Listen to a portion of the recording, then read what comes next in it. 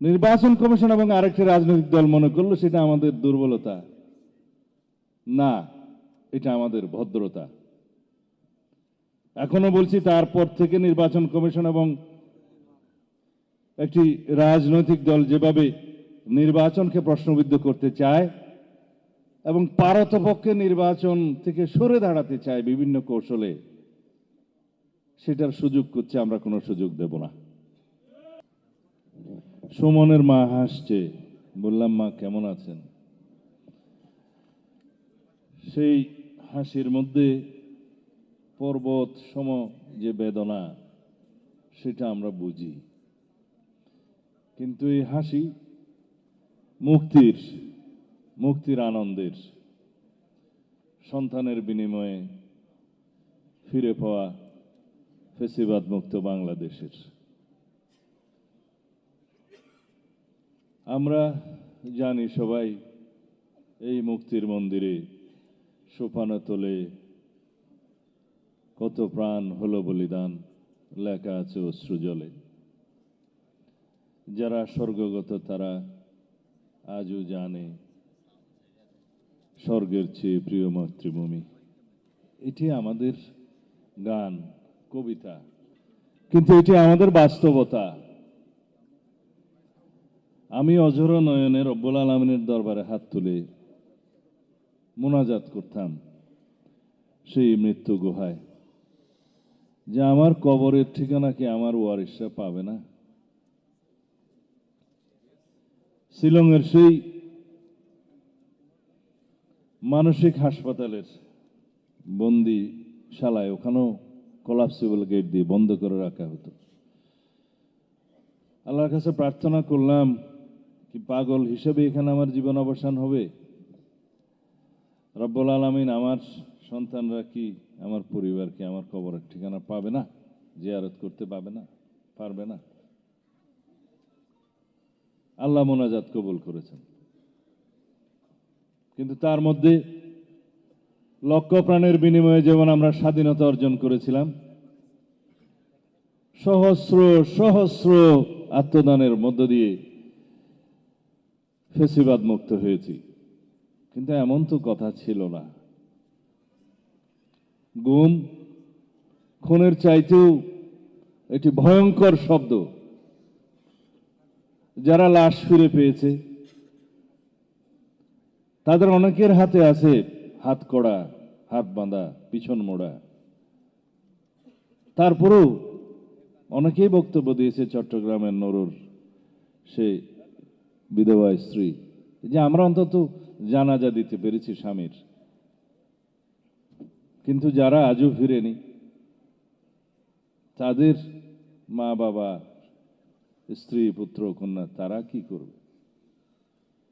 আমাদের একটা হিসাব আছে মানবাধিকার সংগঠনের, 2023 সাল পর্যন্ত, 2024-এর পরের কথা আলাদা, 2023 সাল পর্যন্ত এই এনফোর্স ডিসঅ্যাপিয়ারেন্সের শিকার, গুমের শিকার একটা খতিয়ানে ছিল 709। কিন্তু পরবর্তীতে সেটা আমরা গুম কমিশন গঠিত হওয়ার পরে জানতে পেরেছি, সেখানে রেজিস্টার্ড হয়েছে 1850, যার মধ্যে 350 জনেরটা তদন্তাধীন আছে, এখনো পর্যন্ত তারা ফিরেনি। কিন্তু সেই 709 যে হিসাবটা ছিল, তার মধ্যে 155 জন ফিরেনি আজও। তারা আমাদের মতো সৌভাগ্যবান হতে পারেনি। বিচার বহির্ভূত হত্যাকাণ্ডের শিকার সেই সংগঠনের মতো 2693 জন 2023 সাল পর্যন্ত, কিন্তু সেটা পরবর্তীতে 3000 অতিক্রম করেছে। এভাবে জেলখানায় মৃত্যুবরণ করেছে সেই পর্যন্ত 1048 জন। 2024-এর হিসাব এখানে নেই। রাজনৈতিক নির্যাতনের শিকার হয়েছে, মৃত্যুবরণ করেছে কয়েক হাজার। সেই সংগঠনের মতে 2023 সাল পর্যন্ত তার সংখ্যা ছিল টোটাল পারসিকিউশন, এভাবে গুম খুনের শিকার হয়েছে 7188 জন, 7188। 2024 সালে জাতিসংঘের তদন্ত কমিশনের ফ্যাক্ট ফাইন্ডিং কমিটির রিপোর্ট অনুসারে আপনারা দেখেছেন 1400-রও বেশি শহীদের তালিকা তারা করেছেন।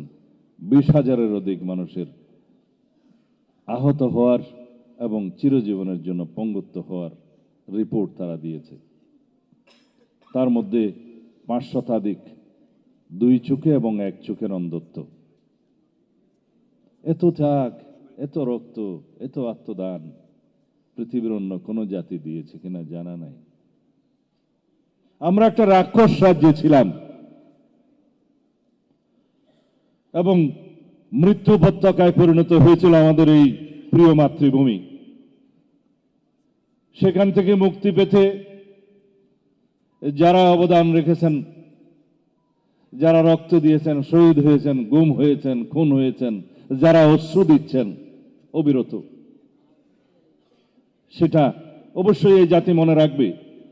আপনাদের প্রত্যেকের একটা দাবি আমাদের চেয়ারম্যান সাহেবের কাছে আপনারা রেখেছেন যে আল্লাহ রাব্বুল আলামিন আপনাকে যদি সরকারে নিয়ে আসে, আপনি প্রধানমন্ত্রী হন, আপনি আমাদের এই সমস্ত খুনের গুমের বিচার করবেন।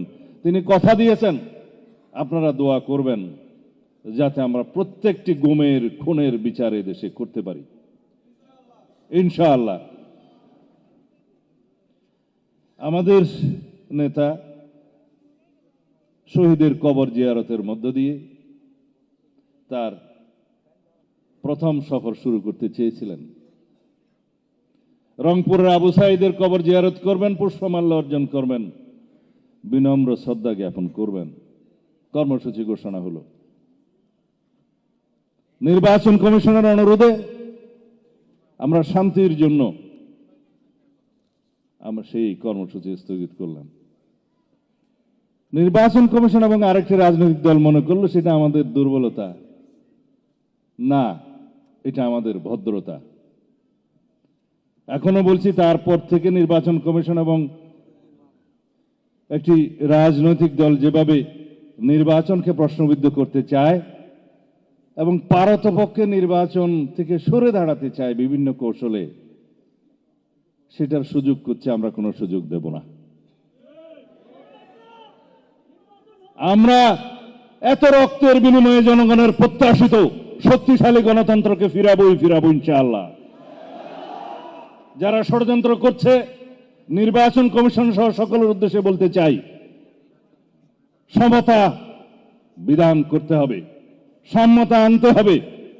আমাদের ভদ্রতা নম্রতা নয়, সেটা আমাদের দুর্বলতা নয়। আমরা গণতন্ত্রকে ভালোবাসি। আমরা রক্ত সিঁড়ি মাড়িয়ে আজকে এখানে উপনীত হয়েছি।